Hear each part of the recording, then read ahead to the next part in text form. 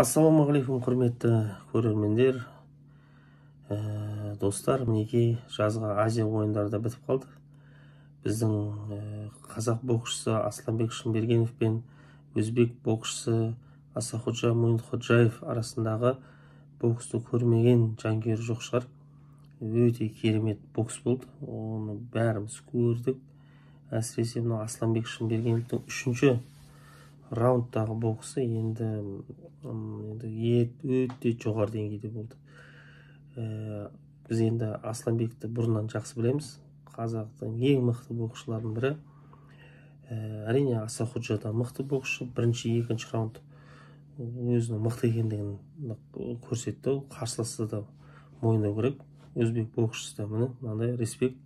Бірақ үшінші раундта біздің Асланбек енді 3 рет нокдаунға жіберді қарсыласын. Енді төрешілер де соны байқады. Арты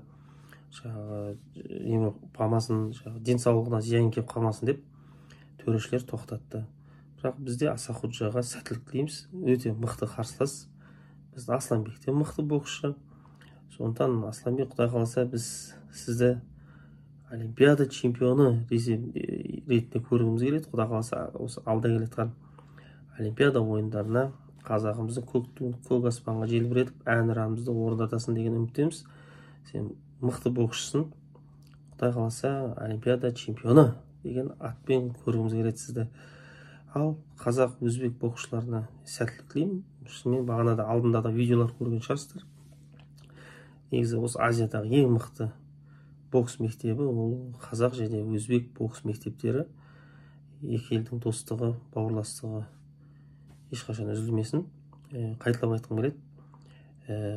Екеуі де мықты болды. Асланбек те, Асахуджа да екеуі де күшті өнер көрсетті. Бізге ұнады. Бірақ Асланбек үшінші раундта енді өте керемет бокстасты. Оны бәріңіз көрдіңіздер.